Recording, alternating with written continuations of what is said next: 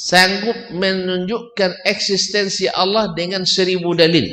Perlu dia 1000 dalil untuk menentukan wujud Allah tabaraka wa ta'ala. Bumi perlu 1000 dalil lagi atas wujud Allah? Hah? Enggak. Makanya dia ini kenapa perlu 1000 dalil? Untuk mengenali sesuatu dengan benar. Tak bisa kecuali melalui 3 cara atau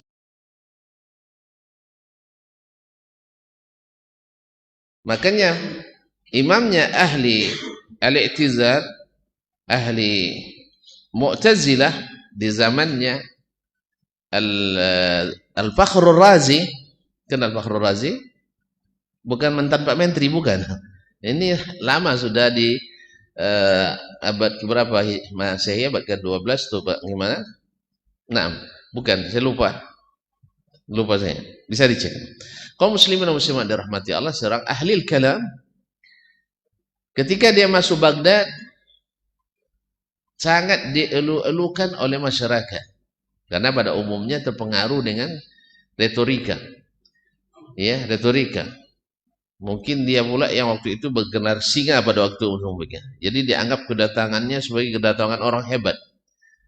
Lalu ada nenek-nenek nanya ke orang ramai itu. Nenek kan suka usil juga dikit ya. Ya suka cerewet namanya, suka nanya gitu. Siapa ya yang kalian tunggu-tunggu sebanyak ramai ini katanya. Dijawab oleh orang itu, ya nenek, ya jaddah. Hadza alim kabir. Ini ulama besar. Yusbitu wujudallahi bi alfi dalil. Sanggup menunjukkan eksistensi Allah dengan 1000 dalil. Masya Allah, kan hebat tuh. Pandai hebat kan? Apa kata nenek itu yang di atas fitrah? Lau lam yakun fi qalbihi alfu syakkin lamahtaja ila alfi dalil. Kalau bukan karena dalam dadanya terdapat 1000 keraguan, tak perlu dia 1000 dalil untuk menentukan wujud Allah tabaraka wa ta'ala. Ya tak? Cukup menengok ke atas matahari, lihat sekeliling langit dan bumi, perlu 1000 dalil lagi atas wujud Allah? Hah? Enggak. Makanya dia ini kenapa perlu 1000 dalil? Karena di dalam hatinya penuh keraguan. Nah, itu dikatakan oleh sang nenek ke orang yang paling hebat di masanya. Karena apa? Bid'atul kalam.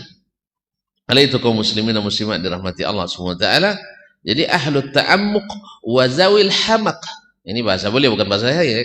Dan orang-orang yang dungu, alladzina law atau bil muhdatsat, yang mendatangkan hal-hal yang baru, wa bahatsu amma nuhu anhu minadh dhalalat, dan suka meneliti membahas yang dilarang dibahas, yaitu kesesatan-kesesatan, wa dzamimil maqalat, dan perkataan-perkataan yang tercela, yaitu ungkapan-ungkapan yang tercela, wa khadu fima lam yakhud fihi as-salafu min ulama'il Islam, dan mereka mendalami sesuatu yang tak pernah didalami oleh ulama-ulama as-salaf di kalangan ulama Islam.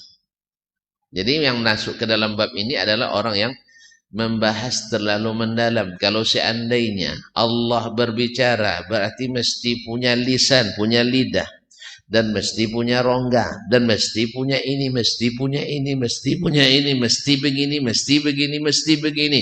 Akhirnya hilang dia di dalam mesti-mesti tadi, dan lupa dia bahwa Allah tabaraka wa ta'ala sudah berikan pernyataannya, ya, wa yukallimuhu rabbuh.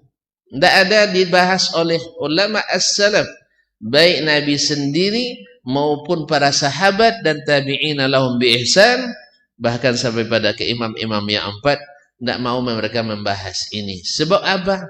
Mereka paham untuk mengenali sesuatu dengan benar tak bisa kecuali melalui 3 cara atau salah satu dari 3 cara. Masih ingat? Masih?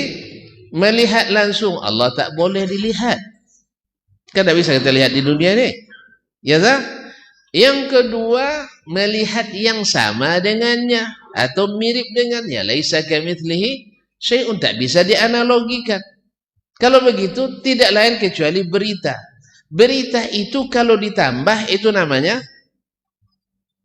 Pak, mandai-mandai. Ya, mandai.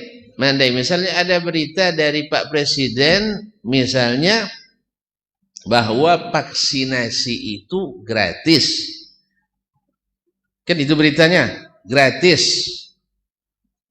Jelas? Kan itu. Nah, lalu antum tambah gratis karena sudah dibayar oleh WHO misalnya. Itu tambahan dari siapa? Hah? Misalnya aja. Kemudian ditambah lagi, bukan hanya dibayar, bahkan ada subsidi lagi. Bukan itu yang subsidi, tambah lagi ini dan itu. Itu namanya apa? Mandai. Jelas? Yang kedua, jangan dikurangi. Kalau dikurangi namanya namanya tongkau. Tahu tongkau? Mada. Ya, disuruh begini, dikasih tahu begini, dikurangi beritanya. Maka orang ini namanya tongkau. Mana yang lebih bagus, tongkau atau mandai-mandai? Tidak ada yang bagus. Maka ahlus sunnah yang as-salaf as-salih, mereka terima apa adanya tanpa ditambah, tanpa dikurangi.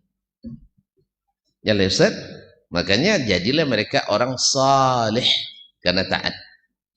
Apa yang Allah beritakan, ya seperti itu. Tidak ditambah, tidak dikurangi, tidak diutaati. Karena dia taati cepat rusak. Apalagi tak ikut katalog. Jelas? Ada orang beli radio kan? Beli radio baru, tidak dibuka katalognya, dia taati, bongkar-bongkar ini berlebih bautnya. Berlebih bautnya hidup. Tak hidup, tak bagus.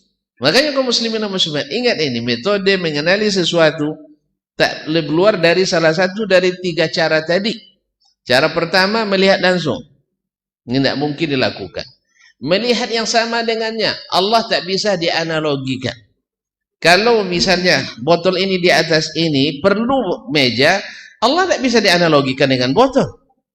Itu pikiran antum saja. Bahkan untuk makhluk saja tidak bisa dianalogikan dengan makhluk yang lain. Sekarang ilmu yang kita miliki makhluk atau bukan? Ilmu kita makhluk atau bukan?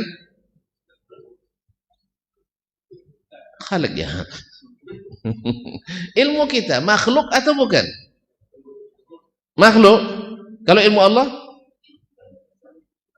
Ilmu